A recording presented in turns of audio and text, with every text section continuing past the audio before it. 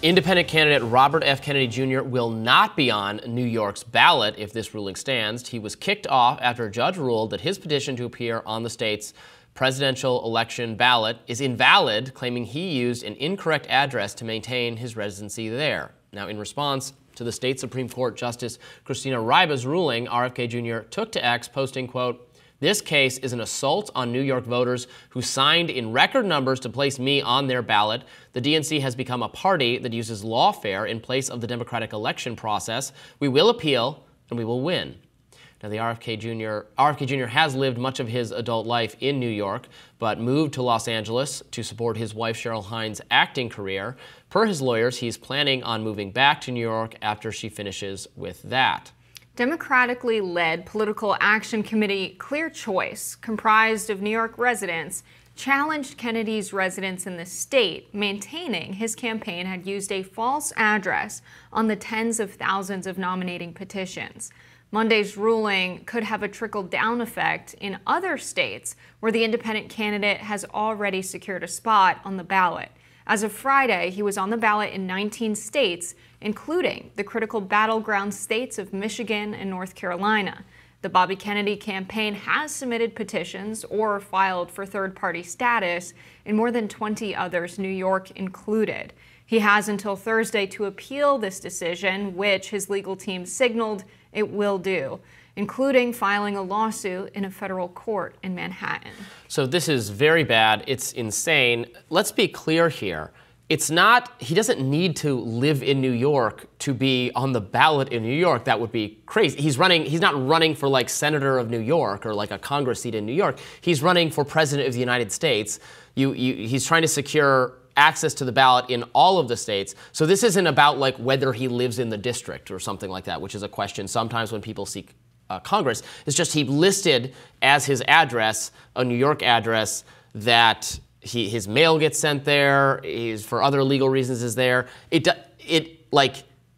To be clear, it should not matter whether his technical address is in LA or in New York for whether he can be on the ballot in New York. He should be on the ballot in New York and California and Texas and Michigan and Pennsylvania and Ohio and Idaho and every other state the way that every other candidate or the other major candidates are. Now, they don't have to do as much work because they're part of major party infrastructures. He's an independent candidate, so he has to spend money and recruit people to sign petitions to place him on the ballot in all the states, and he's doing that, and it's very difficult, but he's doing it.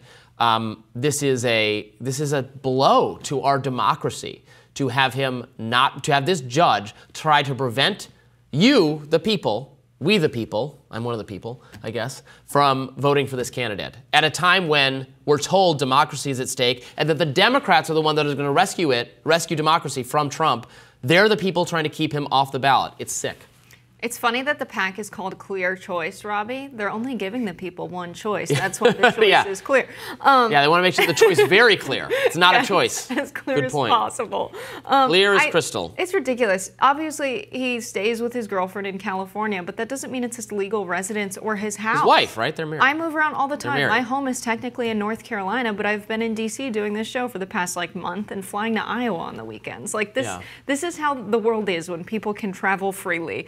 I think it's silly. It's very obvious that they don't need to communicate to him at this address. It's not like they're sending mail that he's not getting because he's not there. They're just trying to get him off the ballot on a technicality. It's very obvious. Yes. There's no additional benefit to having his address be in New York. I mean, were they going to people's doors and saying, you should get this guy on the ballot because RFK Jr. is from New York? That's not a persuasive argument. That's not manipulating people to say, okay. Exactly. It's not like the people who signed signed the petition to have him on the ballot feel duped. They're like, oh, I would have only signed this if I knew his technical legal residence was in LA instead of New York. I wouldn't have put my signature down. Come on, that's ridiculous. It's patently ridiculous. The people who brought this lawsuit are Democratic activists who were recruited by a Democratic partisan organization to keep RFK Jr. off the ballot in that state.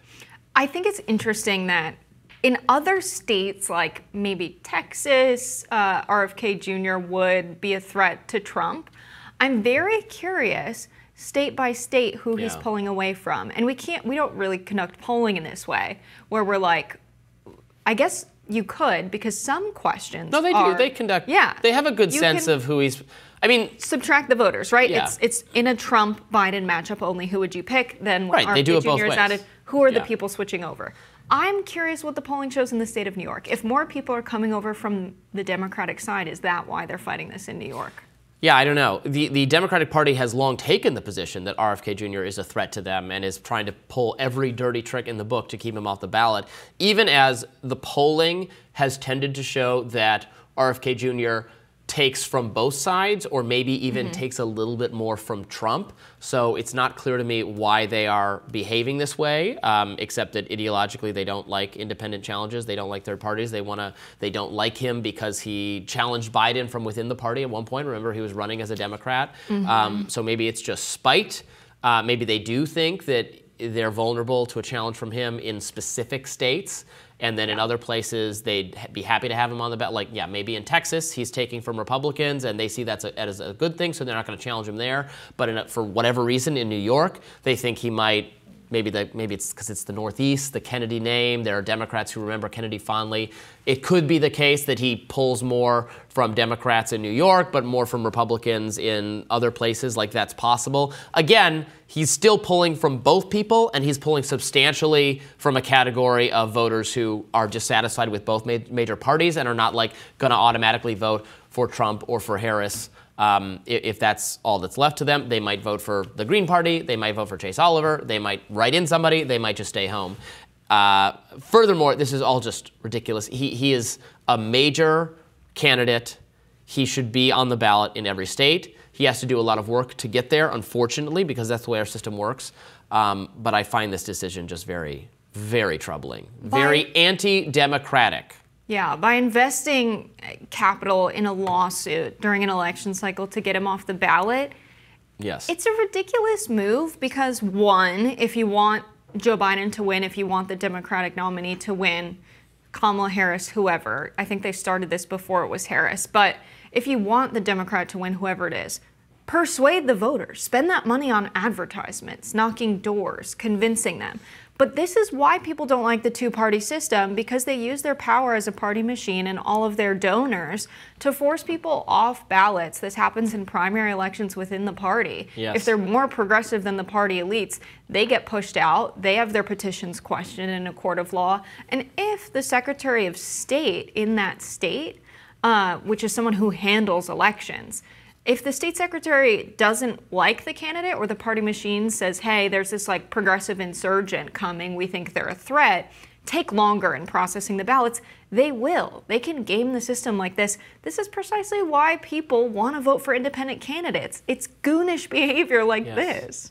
Yes, it's really shameful, and we will continue to follow any legal challenges that arise there. RFK Jr., as we said, is planning on challenging that decision. Stay tuned, more Rising right after this.